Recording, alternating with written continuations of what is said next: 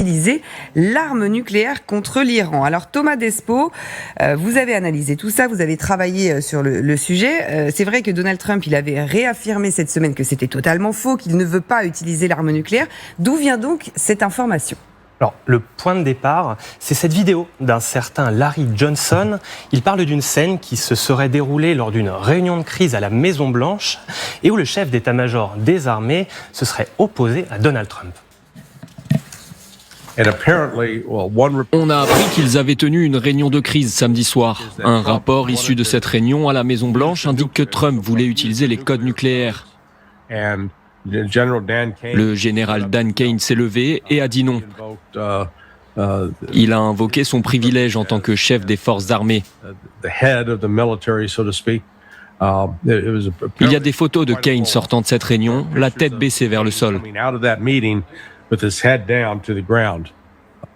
Ce Larry Johnson n'est pas n'importe qui.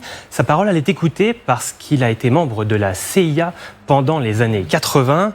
Et depuis, il est blogueur. Il est réputé pour ses informations non vérifiées et pour sa proximité avec les Russes. Alors justement, Thomas, quand il dit que Donald Trump a voulu utiliser la bombe nucléaire contre l'Iran, est-ce qu'on peut le vérifier et savoir si c'est vrai ou si c'est faux ? Alors, pour vérifier cette affirmation, on a d'abord regardé s'il y avait bien eu une réunion ce soir-là à la Maison-Blanche. Et c'est le cas. CNN a aperçu plusieurs hauts responsables qui s'y rendaient, dont le chef d'état-major des armées. C'est lui, le général Kane, qui aurait donc empêché Donald Trump de connaître l'irréparable. On a évidemment contacté directement la Maison-Blanche pour avoir leur version. Et elle nous a répondu ceci. C'est totalement faux. Les journalistes devraient se renseigner avant de donner de la visibilité à des humoristes inconnus qui débitent, je cite, des inepties sur des sujets qu'ils ne maîtrisent pas. Comme ça, c'est clair. Enfin, notez que Larry Johnson a admis lui-même qu'il n'avait pas vérifié cette information. Il l'a pourtant relayée sans la moindre nuance. Voilà, et avec évidemment beaucoup de visionnage après, de vues sur les réseaux sociaux, et c'est ça qui est toujours évidemment dramatique dans ce genre d'information. Alors, cette fausse information, elle pose quand même une autre question, Thomas. C'est, est-ce que quelqu'un peut vraiment empêcher le président américain d'activer les codes nucléaires ? Comment ça se passe ?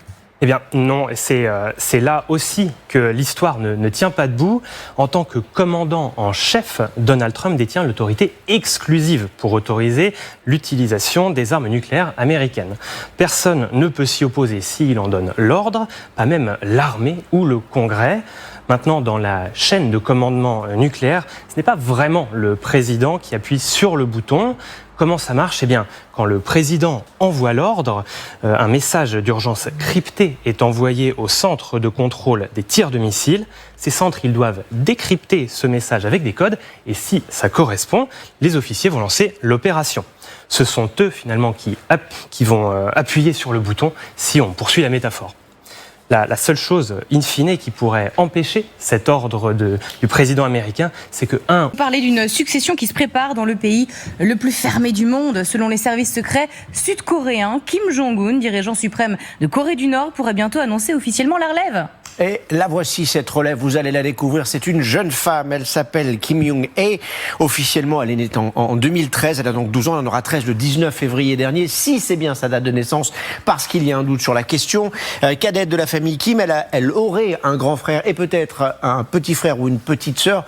On n'est pas sûr non plus, vous savez que les secrets sont très bien gardés en Corée du Nord. Et sa mère s'appelle Ri Sol-yu, ça c'est une certitude. Première apparition publique pour cette jeune femme, c'était en novembre 2022, lors d'un essai de missile longue portée. Ça en dit beaucoup. Et pour la petite histoire, eh bien, c'est grâce à cet homme qu'on a appris son existence. Ça, c'est Dennis Rodman, ancienne légende du basket américain, qui était allé en Corée du Nord rencontrer Kim Jong-un. Incroyable. Mais pourquoi penser qu'elle pourrait prendre la suite ? Oui, alors ça c'est la question évidemment, Solène, et c'est ce qu'a expliqué un parlementaire sud-coréen après une réunion avec les services de renseignement de son pays. Écoutez. Les services de renseignement estiment que Kim Joo-hae est entrée dans la phase d'être désignée comme héritière. Plusieurs éléments récents l'indiquent. Ses apparitions officielles de plus en plus nombreuses, comme pour l'anniversaire de l'armée de l'air, sa visite au mausolée familial, le palais du soleil Kumsusan, on lui a aussi demandé son avis sur certaines mesures à prendre. Oui, parce que ce qui compte, évidemment, ce n'est pas seulement le nombre d'apparitions, mais leur contexte. On va revenir d'ailleurs sur cette visite du mausolée des Kim pour le changement d'année. Vous le voyez, la jeune fille apparaît au centre entre son père et sa mère. C'est un symbole, évidemment, le passé, le présent et l'avenir sur cette photo. Autre exemple, le même jour d'ailleurs à la télévision nord-coréenne, on diffuse des images surprenantes pour les standards du pays entre le leader suprême et sa fille. Elle embrasse son père, elle lui caresse la joue, lui l'embrasse aussi. C'est assez inhabituel. Et puis j'oubliais évidemment le surnom officiel de Kim Jong-un, c'est le grand soleil du 21e siècle. Elle a un statut à part, quasiment sacré. Par exemple, si vous copiez son style vestimentaire, sa coiffure et que vous faites partie du peuple, eh bien, vous pouvez terminer dans un camp de redressement. Enfin, les qualificatifs qui sont utilisés pour parler d'elle dans la presse officielle sont les mêmes que ceux utilisés pour parler de son arrière-grand-père, de son grand-père et de son père. Bon, il faut dire ce qui est, les choses semblent en effet bien engagées pour cette jeune fille. 2 questions rapides. On saura quand déjà? Et surtout, ce choix, qu'est-ce qu'il change s'il est confirmé pour le pays?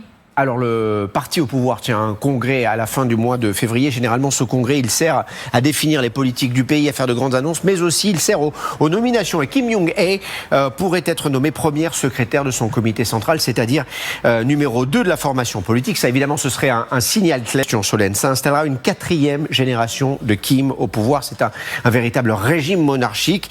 Dans cette lignée, Kim Jong-un serait donc la première femme. Alors ça, c'est une vraie révolution pour ce pays. Vraie révolution et question aussi pour son armée, vous savez, qui est contrôlée entièrement par des hommes.